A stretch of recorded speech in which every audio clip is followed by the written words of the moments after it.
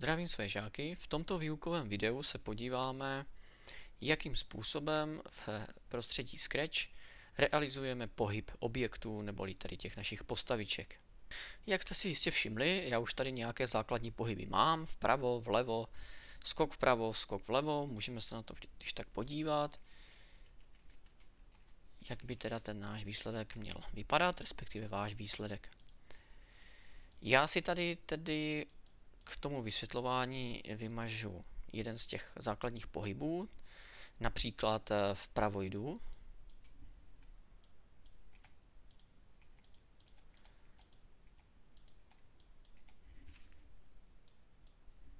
A zkusíme si to celé vytvořit. Jistě jste si všimli, že ta naše postavička měla animaci chůze, to znamená, že můžeme začít teda s změnou kostýmu.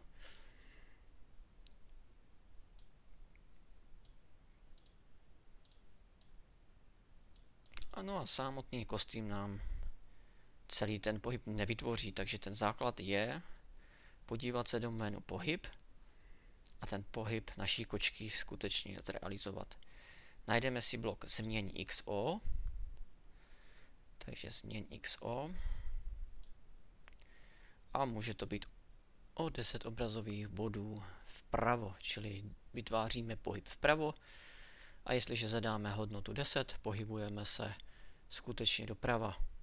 Že to tak skutečně je, můžeme zjistit z souřadnicového systému, se kterým program Scratch pracuje. Takže vidíme tady tu naši postavičku, vidíme tady ty naše osy, po kterých se chceme pohybovat. Takže máme tady vodorovnou osu X. A jestliže chceme jít doprava, čili tímto směrem, vidíme, že X nám narůstá. Takže tady máme 0, tady máme hodnotu 240, tady nám ta obrazovka jakoby pomyslná, nebo to jeviště končí.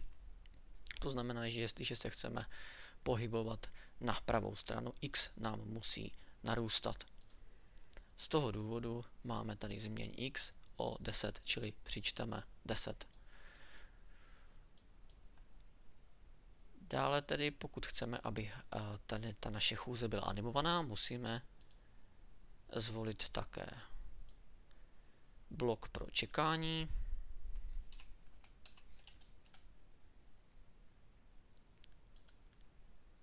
A zase změnit kostým.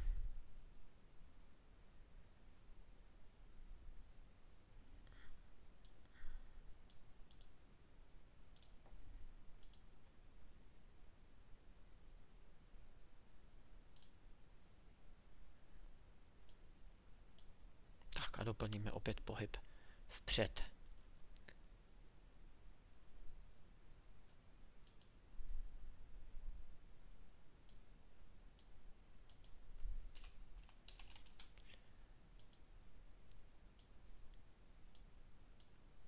Takže, jakým způsobem teda ten animovaný pohyb bude realizovaný? Jestliže se pokusíme o chůzi vpravo, změníme kostým, posuneme se o 10 obrazových bodů vpravo, čekáme žádná celá 0,5 vteřin, to z toho důvodu, aby se nám tady vytvořila ta animace pomocí kostýmu, takže aby se nám ta chůze animovala kostýmem číslo 2, potom zase posuneme X o 10 a zase čekáme tak, aby to přepnutí potom kostýmu číslo 1 nebylo příliš rychlé a aby ta animace se tedy mohla vůbec opakovat. Kód pro chůzi vpravo je tedy hotov. To samo o sobě nestačí. My potřebujeme, aby se tady tento kód začal provádět v okamžiku, kdy uživatel vyvolá událost stisku klávesy vpravo. To znamená, že se podíváme do menu události, použijeme zde událost po stisku klávesy, konkrétně teda šipky vpravo. A jestliže této události přiřadíme tento kód, postavička by skutečně měla jít vpravo.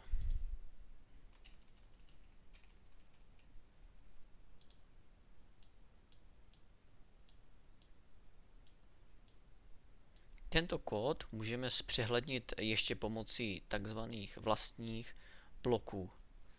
Takže si vytvoříme blok, který nazveme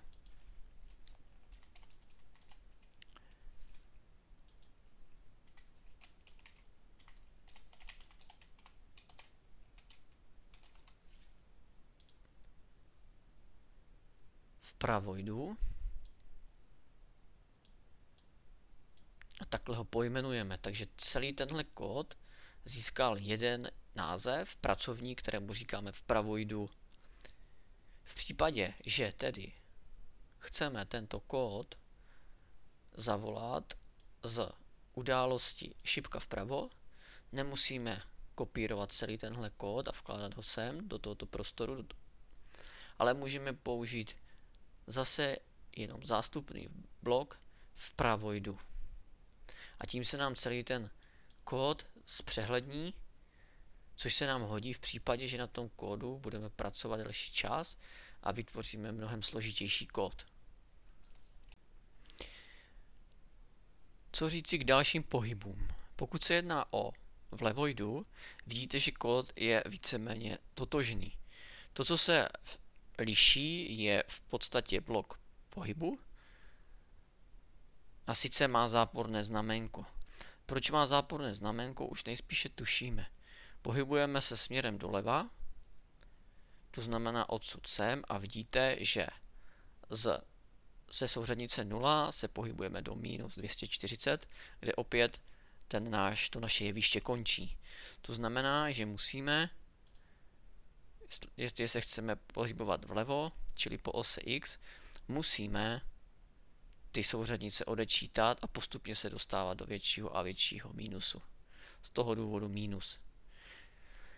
Trošičku složitější ten kód vypadá, ale ne o mnoho v případě skoku vpravo a skoku vlevo. Tady vidíme, že se nám mění nejenom souřadnice X, ale také souřadnice Y, což je zase poměrně logické, protože když si představíme, že ta naše postavička skáče z bodu A do bodu B a vykonává teda postupně tento pohyb, čili krok 1, takhle vzhůru, tak vidíme, že se nám v tomto okamžiku, můžeme si to kontrolovat i tady, mění souřadnice jednak xová, čili ona jakoby narůstá, protože skáčeme teda vpravo, a mění se nám y, protože ta kočička nám tady roste do osy y, čili ona nám jakoby tady v té y souřadnici vyroste. Čili vidíme, že tady je y souřadnice 0, tady máme na vrchu 180. Čili když my tu kočičku nazvedneme, tak ona nám jakoby nabude i v té ose y. Podobně je to u skoku vlevo, kde se opět pohybujeme tímto způsobem, bod 1, čili část toho našeho pohybu je tady. V xové souřadnici vidíte i kontrolou zde, že se pohybujeme v xové souřadnici v záporu. V y zůstáváme teda v plusu. Druhá část pohybu, ta je realizována zde. A zase dostáváme se ještě do většího záporu u x souřadnice. A co se týče u y souřadnice, ta se nám zmenší o 40. Závěrem ještě rychlá ukázka, k čemu nám jsou v praxi tady ty růžové bloky. Jakým způsobem, že nám to mohou ten náš kód zjednodušit a zpřehlednit.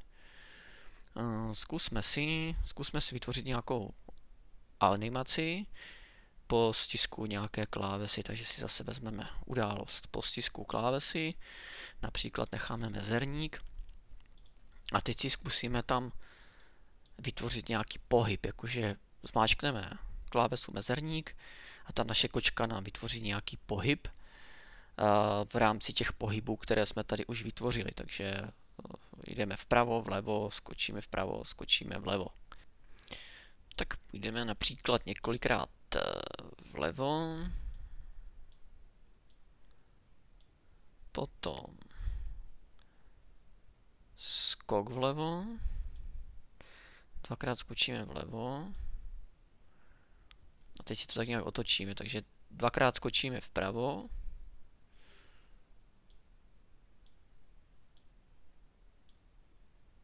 vpravo a zase půjdeme naopak, čili vpravo.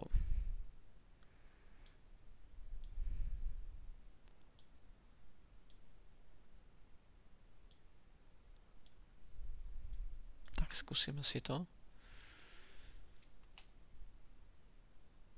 Tak, vidíte, vytvořili jsme nějakou animaci na základě zjednodušených bloků.